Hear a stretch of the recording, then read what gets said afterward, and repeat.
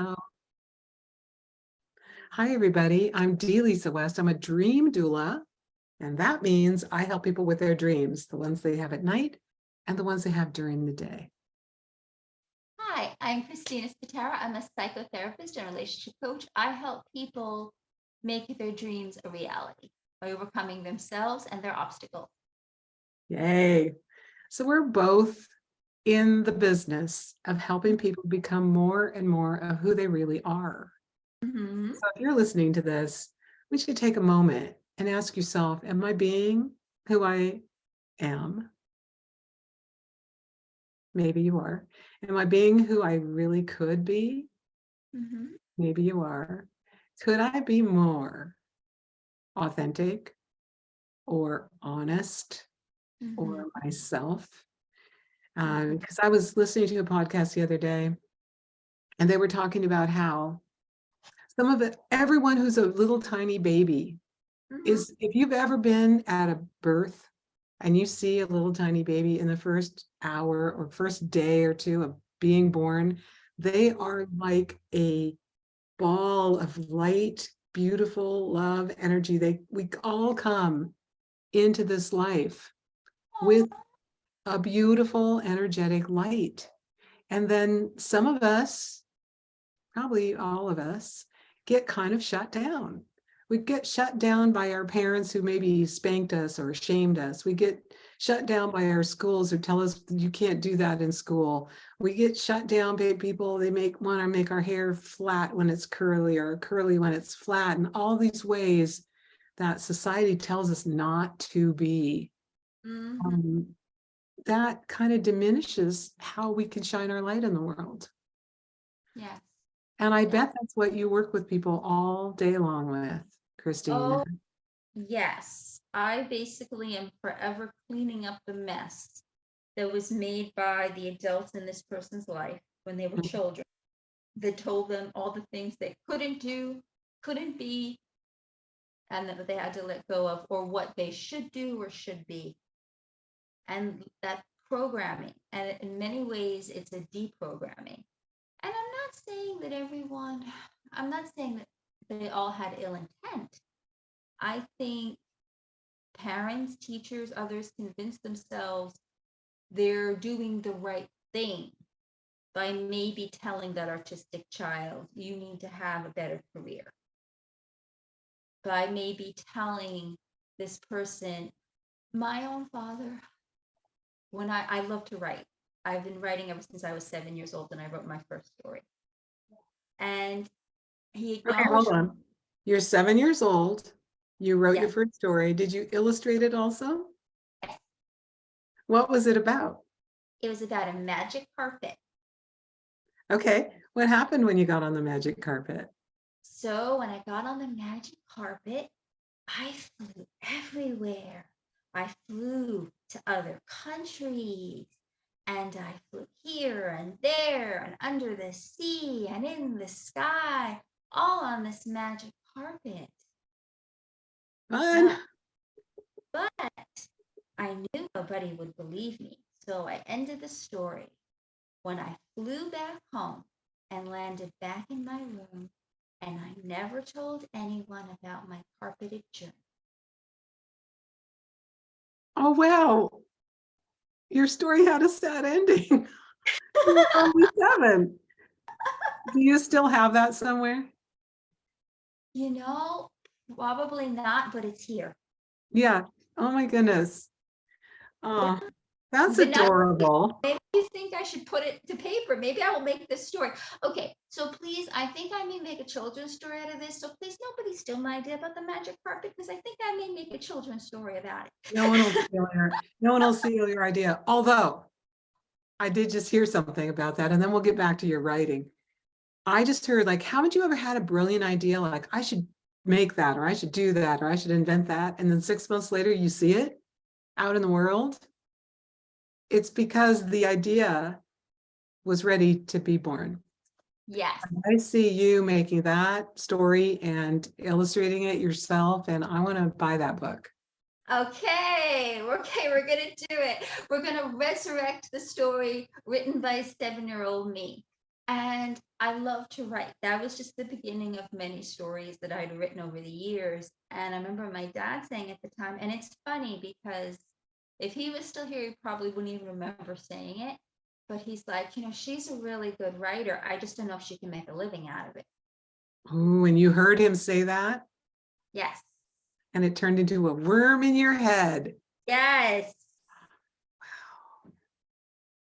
So that became the seed of, okay, I better have a career that I can make a living at. So in his own way, he was well-meaning. He wanted me to be able to support myself.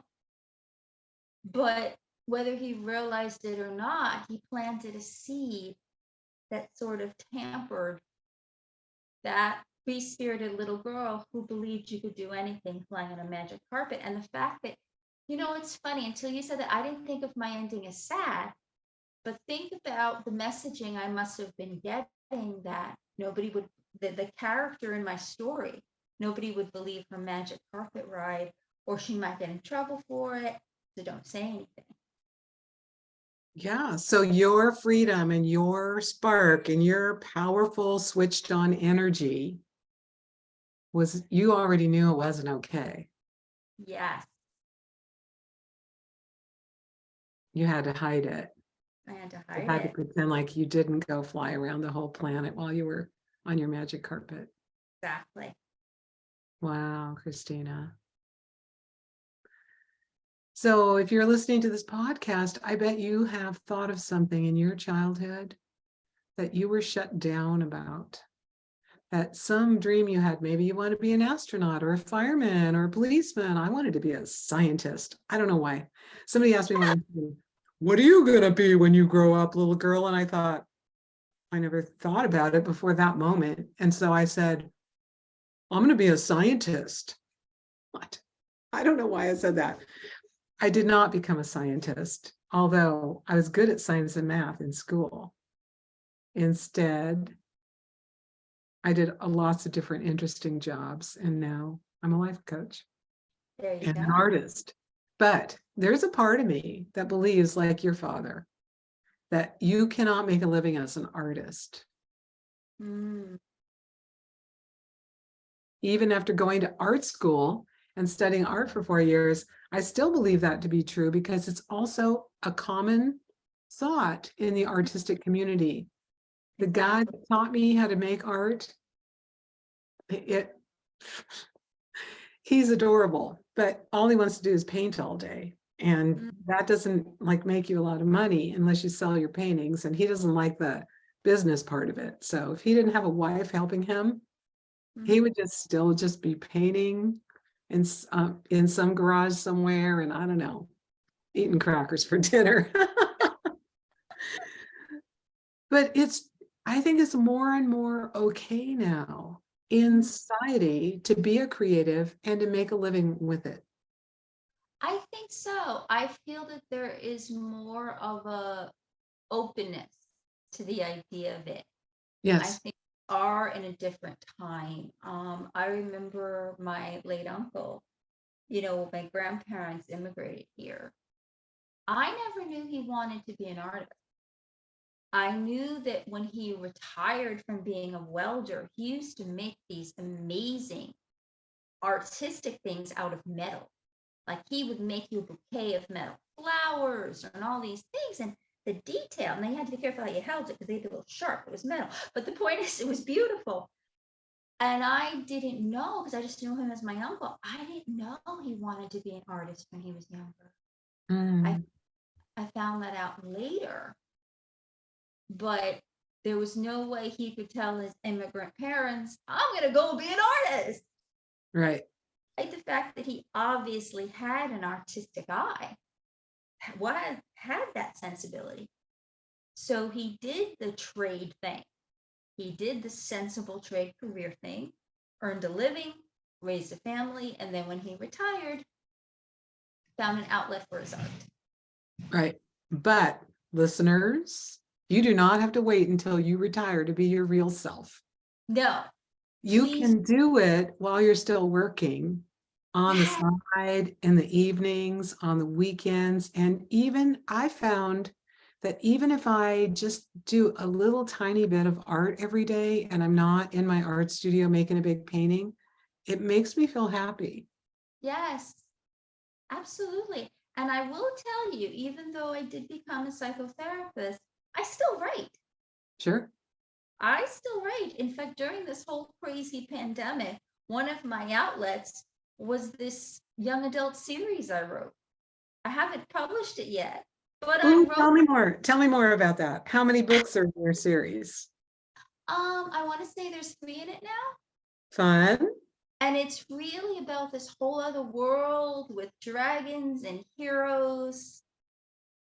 It's called Meridian Child.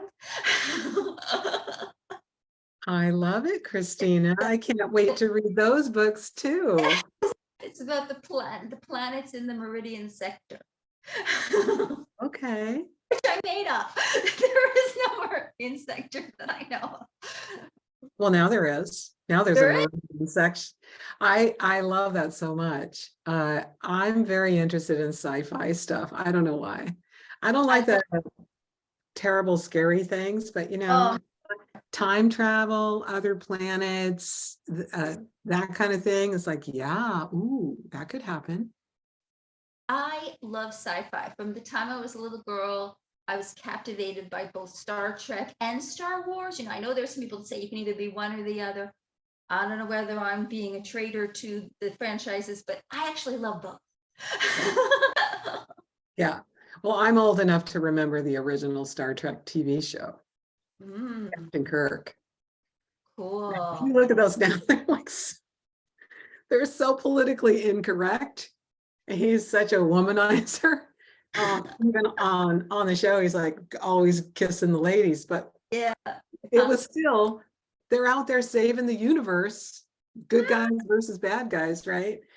And I was fascinated with that Oh, too. yeah. I grew up with Star Trek: The Next Generation series, and I loved it. I loved the characters.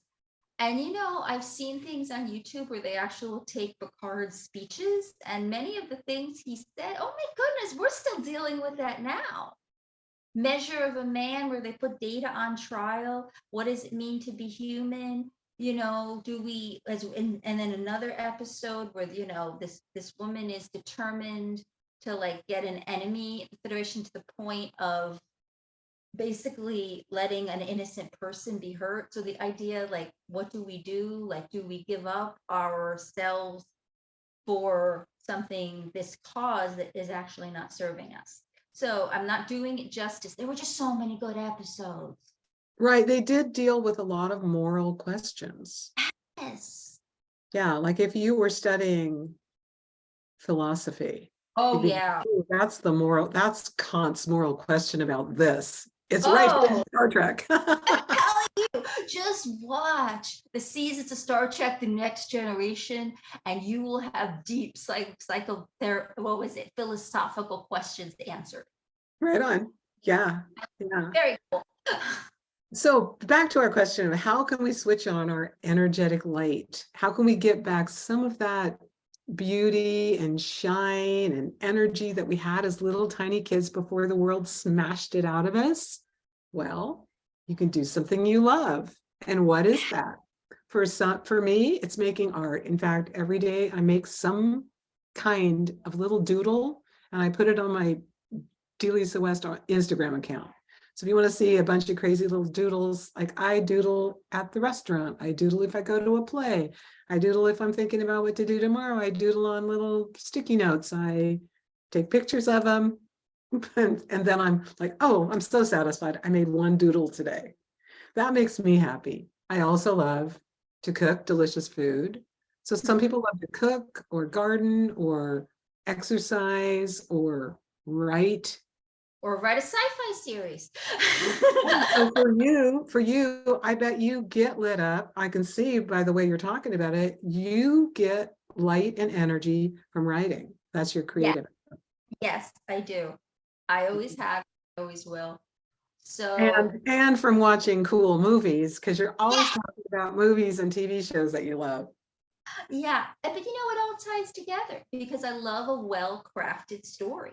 Yes, that's right, I, because movies are just a story in yeah, it's a story. visual language. Yes, it's really a well-crafted story. I love good dialogue. I love a good story. Well, I've watched two movies this last week that I really loved. Do you want to hear what they are? Yes. The Michael Jordan movie Air. Oh, I did not want to like it because I'm not a sports fan. I loved yeah. it. It was What? great. And it had a beautiful soundtrack from the 80s. It's supposed to be Yeah. 1985 or something. I'm like, I know that song. I know that song. All the songs. I knew all the songs. For music. Yeah, the music, the soundtrack was amazing. And then last night I watched the documentary that Michael J. Fox made. Oh, I want to see It's that. titled Still, and it is an amazing film. Of course, I love him, and talk about sci-fi. Back to the Future is like, why not? I Um, love Back to the Future. Yeah, he talk about. talks about he talks about his illness and how he had the illness for 7 years before he ever told anyone. Wow. And it's a beautifully crafted film with really great visuals, and then pieces of movies he's been in, and he talks. Apparently he's writing a book, or maybe he's just reading the script for this movie, but there's scenes in there where he's recording and working with a voice coach, and where he's walking and working with a personal trainer on his ability to walk around. And he's an amazing person. I really admire him for all that he's done around Parkinson's, Mhm. and his fundraising and all that jazz. So those were my two movies of the last couple of weeks. I love it. You make me want to see those. I definitely want to see the the Michael J. Fox documentary because I love Michael J. Fox too. I love him Back to the Future. I love the relationship between him and his wife. Yes, And I really respect that he took something that was horrible and he has used it to really advocate for others and raise that level of awareness to the point where for research and all of this, I truly believe everybody has a mission and people are put on this planet for a reason. And I feel like when we do go through terrible things, part of what helps us not go into the woe is me despairing is how can I use this to somehow help others? And I right. know I'll understand if you're going through something you can't feel that altruistic thing, but if you can, that lights you up because it takes something that can bring you down and you found a way to uplift. And to a smaller extent, when that the seed for that little girl that was me was planted, now I do work to help people nurture their seeds. So if a Great. client, See, the little 7-year-old girl in you turned yeah, into a woman who helps all the little 7-year-old people be okay with telling someone yes, about their secret magic flying carpet. yes, exactly. Okay, Christina, I want you to publish that book, and I want you to give it to every single one of your coaching clients and your clients that do work with you, because that would be amazing. That would be so cool. And I can't wait to see it. Oh, thank you. I appreciate your encouragement. You are the best.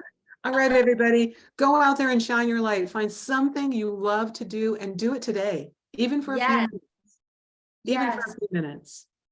Do And it. just Just do it. right. Did Michael Jordan say that? Just do it.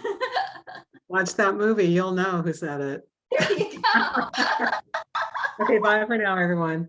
Bye for now. Bye.